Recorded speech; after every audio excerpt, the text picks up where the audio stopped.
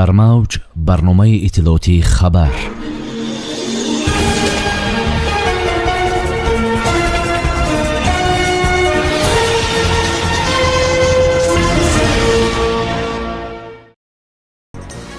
дар доираи корҳои ободониву созандагӣ ба истиқболи 35-мин солгарди истиқболи давлатии ҷумҳурии Тоҷикистон бинои иловагии маркази клиникавии эндокринологии вилояти Суғд бунёд ва ба истифода дода мешавад. Раиси вилояти Суғд Раҷаббой Аҳмадзода ба сохтмони бинои иловагӣ санги асос гузошта дар суҳбат бо кормандони соҳаи тиб изҳор дошт, ки бинои нав барои 120 кат бо тамоми шароит ба истифода дода хоҳад шуд. фароҳамсозии шароити мусоид барои табибон имкон медиҳад, ки қабулу ташхис ва табобати беморонро дар сатҳи баланд ба роҳ монда дар таъмини солимии ҷомеа пеш аз пеш саҳмгузорӣ намоянд.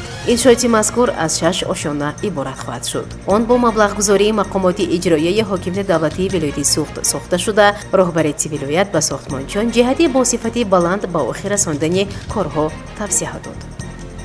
раиси шаҳри Панҷакент Абдухолиқ Холиқзода аз ҷамоати деҳотӣ Фароб дида намуда нахуст бо кору бори кишоварзон шинос шуд. соли равон хоҷагиҳои деҳқонию инфиродӣ ва кооперативҳои истеҳсолии тиҷоратӣ ба майдони беш аз 90 гектар картошка шиноиданд ва ҳоло парвариши он хуб ба роҳ монда шудааст. зимнан иқлими Фароб ба парвариши ин зироат мусоид аст ва деҳқонон аз он ҳосили хуб мегиранд. ба ҳамин хотир саҳмдорони кооперативи истеҳсолии тиҷоратии ғелониён ба истеҳсоли тухмии картошка машғул ҳастанд. дар Фароб боғдорӣ ҳам рушд кардааст ва майдони он беш аз 140 гектарро ташкил медиҳад. аз ҷумла дар кооперативи истеҳсоли тиҷоратии ғелониён дар қитъаи алоҳида беш аз 40 навъи дарахтони мева ва ангурро, ки аз дигар минтақаҳои мамлакат ва хориҷи кишвар оварданд, парвариш мекунанд ва аз он ҳосили хуб ҳам мегиранд. дар қисмати заминҳои лалмӣ, ки беш аз 1700 гектарро ташкил медиҳад, чун анъана кишоварзон гандуму ҷав, нахӯд ва юнучқаи лалмӣ парвариш менамоянд ва он манбаи хӯроки чорво низ аст. ҳоло кишоварзони деҳаи Фароб ба парвариши картошка, гандуму нахӯд ва дигар зироат нигоҳубини боғҳои мева ва ҷамъоварии хӯроки чорво, ки имсол хуб рӯйдааст, машғуланд ва бо рӯйондани ҳосили фаровон ба беҳдошти сатҳи рӯзгорашон замина мегузоранд.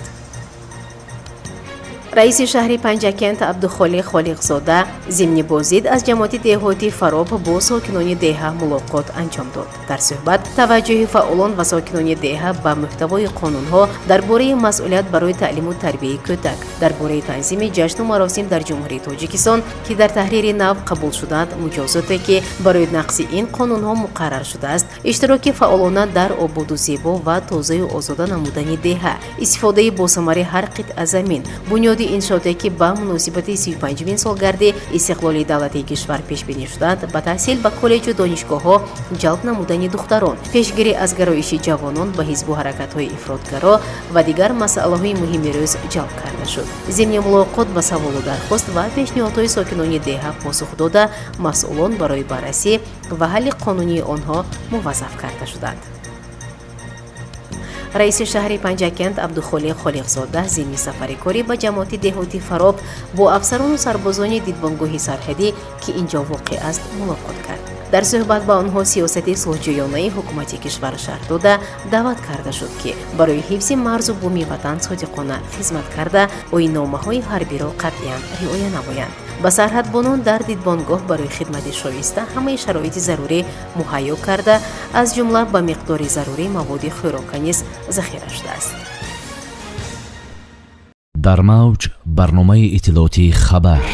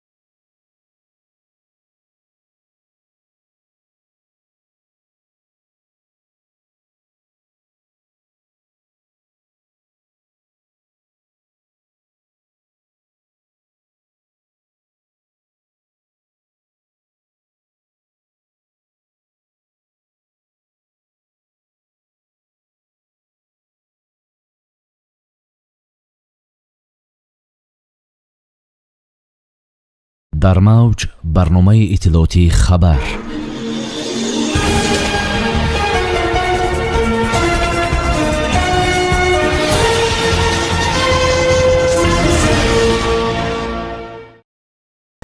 мақомоти иҷроияи маҳаллии ҳокимияти давлатии шаҳри панҷакент барои бартараф намудани оқибати боришоти пуршиддат ва селҳои моҳи июл тадбирҳои амалӣ меандешад.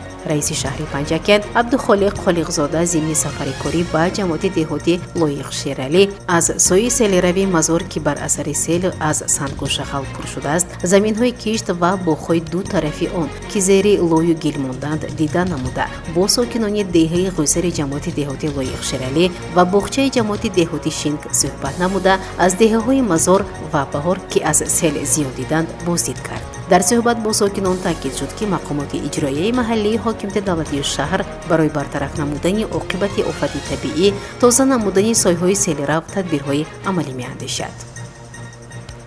бо супориши пешвои муаззами миллат муҳтарам эмомалӣ раҳмон ва раиси вилояти суғд раҷаббой аҳмадзода, инчунин бо мусоидати мақомоти иҷроияи маҳаллии ҳокимияти давлатии шаҳри панҷакент, дастгирии соҳибкорон ва сокинони деҳаи ғӯсари ҷамоати деҳоти лоиқшералӣ кашидани хатти оби полезӣ аз мавзеи Дупула то канори деҳа идома дорад. зимни боздиди раиси шаҳр Абдухолиқ Холиқзода гуфта шуд ки дар пойгоҳи обкашии Дупула бо ин мақсад насоси замонавӣ насб шуда ҳоло қубурҳо насб карда мешаванд. бо анҷоми ин корҳо ҳолати беш аз 200 гектар заминҳои кишт ва боғу тогзори хоҷагиҳои деҳқонии канори деҳа ки ба сабаби норасои об амалан аз гардиши кишоварзӣ берун шуданд, бо оби полезӣ таъмин карда мешавад.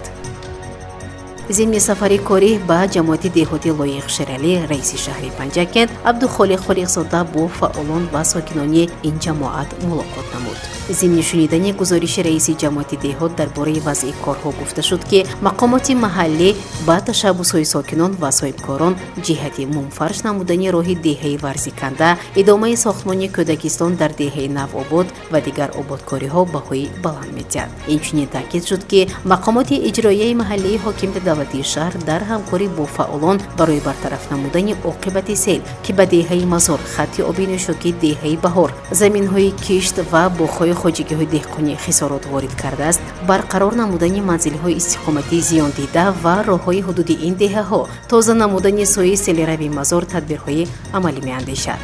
дар мулоқот ба саволу дархости иштирокчиён посух гуфта, ҳамчунин таваҷҷӯҳи онҳо ба риояи муқаррароти қонунҳо дар бораи масъулият барои таълиму тарбияи кӯдак, дар бораи танзими ҷашну маросим дар ҷумҳурии Тоҷикистон, иштироки фаъолона дар ободу зебо ва тозаю озода намудани маҳалли зист, истифодаи босамари ҳар қитъа замин, бунёди иншооте ки ба муносибати 35-мин солгарди истиқлоли давлатии ҷумҳурии Тоҷикистон пешбинӣ шуданд, пешгирӣ аз гароиши ҷавонон ба ҳизбу ҳаракатҳои ифротгаро ва дигар масъалаҳои муҳими рӯз ҷалб карда шуд. дар мавҷ барномаи иттилоотӣ хабар.